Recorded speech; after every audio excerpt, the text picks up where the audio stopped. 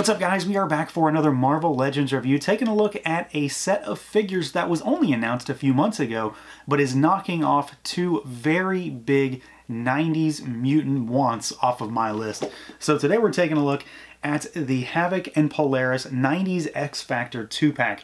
Again, these are two figures that I have really been wanting. Havoc specifically, in this version, it just is exactly what I've wanted. I've said a number of times, mutants are my thing, and 90s X stuff is my thing. So we've got two figures that I've just been clamoring for, honestly.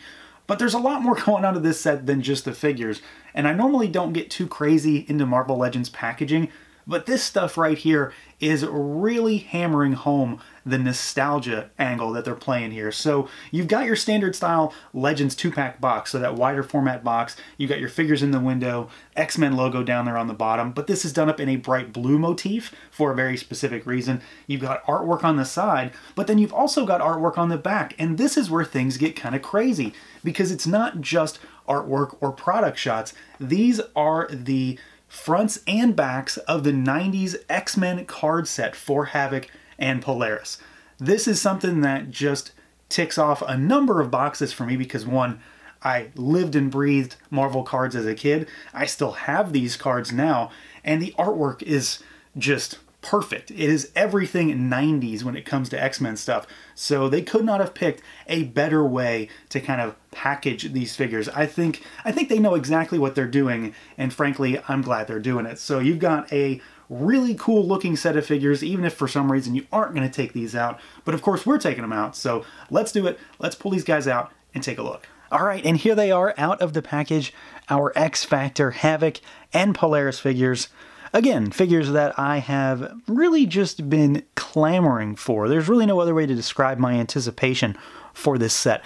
And I guess at the same time, I shall preface the fact that I guess I'm not really biased when it comes to this set, because I really do like this, but it is certainly not without its faults. Like, I'm pretty much unequivocally just a fan because I think they did a pretty good job, and I absolutely have just been dying to get these figures, but there are definitely some issues and maybe some room for improvement on these two. But I still think we've got some cool stuff going on. And if you're like me and if you're just huge into 90s mutant stuff, then you're going to buy this no matter what, I'm sure. So let's jump right in, see what these guys can do. We're going to start with Havoc, and then we'll move on to Polaris. So we've got our Alex Sommers figure here, and one thing that I wasn't so sure about when I guess we first saw him, or at least, when we first saw the releases, is how he was built. What body is this? And well, I unfortunately have my answer. He is mostly the Bucky Cap body. He is essentially his brother, except for, of course, he's got the jacket and the gloved arms and stuff like that. So there's a lot of parts reuse here. He kind of meshes with Cyclops a little bit in that regard, so I suppose it's not a huge thing aesthetically. I just don't want that body anymore, but we do have it. So let's see what this guy can do, see how he moves around. I'm going to preface this by saying he's got these stupid strap things that Cyclops has, so there's a good chance these are just going to fall all over the place, so keep that in mind. You've got a head that can look up pretty far. He can look down unnaturally far, and then you've got a little bobble, but not much, and then you've got rotation. The arms go out at the shoulder. They rotate all the way around. You've got your bicep swivel. You've got double jointed elbows, but he does have really big arms because he's got the jacket, so it does kind of hinder movement a little bit. You've got rotation, and you've got hinge at the wrist, and then of course you've got your ab crunch. He does have the jacket, so it does kind of get in the way a little bit, so he goes backwards and he goes forward. It's just going to hit as you kind of move him around. You've got a waist twist. Your legs can go out. They kick forward all the way. There goes that band. They kick backwards. You can swivel at the thigh. You've got your double jointed knee. You've got your shin swivel, and then of course, well, get that out of the way again. You've got your rocker, and then you've got your hinges down at the ankle. So no surprises here. He is, I guess, older construction by all accounts, but he does move kind of par for the course with a lot of other X-Men figures of this caliber, especially his brother. So there's not too much difference between the Sommers brothers, although granted, I wish he was not on this frame. Now, where this guy excels for me, and let's face it, the reason I bought him is the looks, and I think, for my money, they have nailed the 90s X Factor look for Havoc. I'm really happy with the way he turned out. Again, it's not perfect. He does have a few things that are maybe a little on the rushed side, but he looks exactly like I want him to. The jacket, the color scheme, I mean, it just kind of screams 90s X Factor, and I've said it a number of times, that's really my thing when it comes to a lot of Marvel stuff. 90s mutants, 90s X stuff is and always will be probably my favorite era of stuff, just because it's what I grew up with. And this guy has kind of a special place in my heart because he's been a long-time favorite character of mine too, and I've been dying to get a hold of this particular look. So again, you've got the Bucky Cap body, you've got the Bucky Cap torso, and the same legs, so same stuff Cyclops has. You've got the bands down here, which these things are annoying as hell, I'm not gonna lie. I really don't like them. I glued them down on the Cyclops figure, and I'm gonna do the same here, but of course, just for the sake of the review, they do kind of flop all over the place, which is just kind of the way it works because they're just sort of sitting there. The ones on the thighs sit a little better, but the ones on the shins, they kind of want to fall all the time. So I would suggest gluing them. My Cyclops never moves anymore after I did that. But then you've got some changes as far as the body goes. So you've got these gloved, or not the gloved, the jacketed arms here, which are just black, and then you've got these little bands down here. Paint's okay, it's a little splotchy, and then you've got the exposed forearms, and you've got the hands, which were a big area of concern, if I recall from just reading folks' comments online, that I think they looked small. I can't remember what people were saying. I think they look fine. The issue that I think you might come across is the fact that there's no delineation between the wrist and the hands. So you just go straight from the wrist, the forearm, into those hands. And it's usually there would be kind of like a cuff or something like that. Like on Cyclops, for example, he has bands around his wrists and it hides that cut. There's nothing there, and there's really not much that they're going to really be able to do about it. So I think they size up okay, but then you just kind of have that jarring look where you go from straight to wrist to peg to hand. Then you've got your jacket, and this thing, I suppose, is technically removable if you want to be, you know, kind of real nitpicky about it. You can unpeg it here at the waist, and you could pop the arms off and take it off because it's just a rubbery piece that sits over top of your buck. And I think it looks really good. It's got nice shading, so it's very much meant to look like comic art. You've got blue shading that runs down, like the ripples on the top, on the back that run down the front.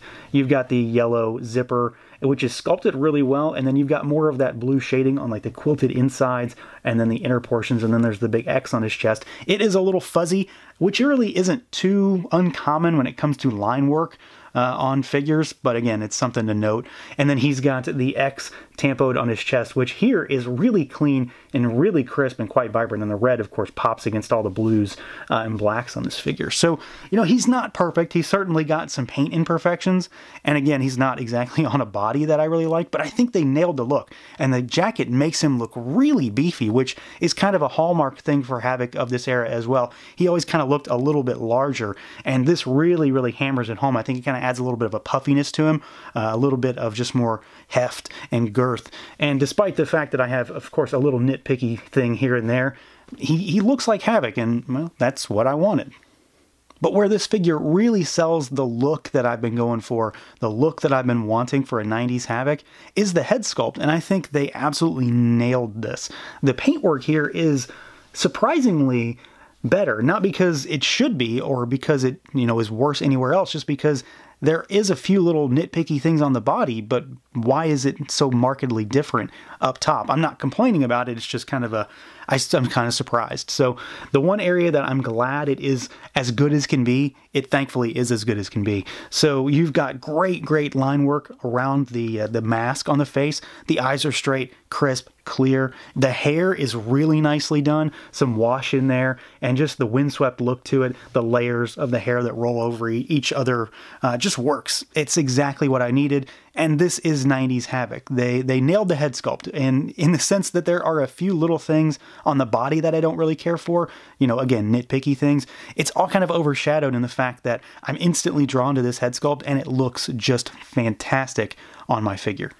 Now, as far as accessories goes, Havoc only has two, and this is a long-standing thing for me when it comes to Marvel Legends, is this style of energy effect. Now, these in particular work for Havoc. I just don't think they're all that great. They don't sit on the figure very well. I always have to like reposition them or something, or peg them in a different way than intended, because you're supposed to put the wrist through this little slot right here, and it's just weird. But they definitely work, and I love the color choice. So we've got opaque kind of pearlescent yellow, which of course screams Havoc, and this is definitely the style of energy effect that he had. I still think one day we're going to get a speedball and they're going to give us like a million different colors of these, because that is his specific hallmark thing. But for Havoc, it works really well. I'm not a huge fan of these, but yeah, they work just fine. You just have to get them to sit correctly. He doesn't come with anything else, no extra hands or anything like that, which I'm not too upset about. He always kind of used his fists anyway. So you've got these, put them on his wrists, and you're done. And then, because why not, here is a comparison to our current Havoc, well, not our current Havoc, but our old Havoc, new figure, and the Juggernaut Wave Havoc. I do not like this figure, so there's not really anything to compare to. It's really just, here is a older style and here is a more modern-ish style. They're two very different things. If I had my way, I would have this guy and then an Outback Havoc to go along with him. So, you know, this guy is an action figure, but he has not been on my display for a very, very long time. And here is our 90s Polaris. So when it comes to doing a 2-pack with Havoc, I mean, there's only two real options. It's either going to be her, or it's going to be his brother, and his brother's been done over and over and over recently, and then yet again coming soon. So she is the best choice for this 2-pack, and I think they did a pretty good job here. Again, she is not objectively perfect, just like Havoc isn't objectively perfect, but I really like this one, and I think they did a pretty good job of translating that 90s look, which, again, is something that I just crave in my action figure display, into plastic. So let's see how she moves. You're probably expecting that she's going to move exactly like a standard Marvel Legends female, and you are 100% right. So you've got a head that can really not look up because she has just a tremendous mane of hair. She can, however, look all the way down to kind of an unnatural degree. You can swivel side to side, of course, but the hair will get in the way. The arms go out at the shoulder, tight joints on her. Rotate at the shoulder. There is, of course, no bicep cut. There is a single rotating elbow, which gets you about 90 degrees. And then you've got hinges and rotation at the wrist. You've got your diaphragm cut, so she goes backwards pretty good. Forwards a decent bit, and then bobble side to side, and then full rotation. Your legs go out just a little bit.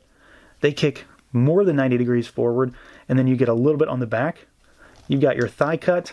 You've got your double jointed knees, of course. And then you've got your rocker, and you've got your ankle. So again, pretty standard stuff when it comes to a Marvel Legends female. She just has a little bit of a hindrance when it comes to that head, but I'm sure you had zero expectations that it was going to be anything else. I mean, just look at that.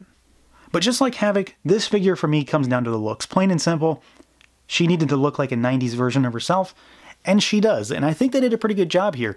Just like Havoc, though, it's not perfect. There are a few little things that I can nitpick about, but at the end of the day, I still think she looks pretty great, and, well, she fills a much-needed hole in my X Factor collection, so yeah, I'm pretty happy with her. She is, again, pretty basic. There's not too much going on here. You've got, you know, just your standard arms, legs. You've got the little cuffs on the wrists and on the boots. These have the little kind of belt pieces that come out. I'm not sure if those are new or if they're reuse.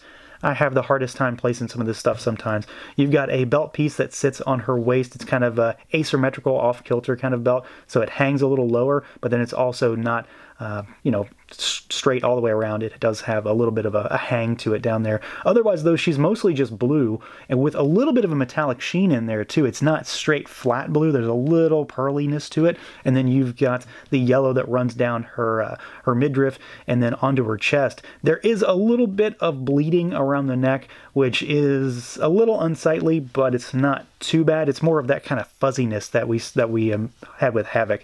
Her Tampoed X, though, just like with Havoc, is equally as good, very crisp, very clean, and with more of that bright, vibrant red. And then you've got this little kind of zipper on her chest with a little kind of pull ring at the top that's sculpted on to the torso as well. So something a little bit different. And then she's got kind of the flared shoulder pads rather than it just being a straight standard torso piece. So she is pretty basic. I mean, that's really Polaris, though. This is kind of a standard look for her, and it just like a lot of ex-females when it comes to them being in uniform like this, in the blue and yellow, it kind of is the nature of things. So she's just kind of a basic standard body with that yellow and blue color scheme, and for the most part, it works pretty well here. And just like with Havoc, a lot of Polaris's character, especially in regards to this particular figure, for me anyway, is coming through in the face and in the hair because, well, she has a tremendous head of bright green hair, and all of her other facial features are highlighted by green. So she is very distinct, and of course the colors kind of clash against the yellow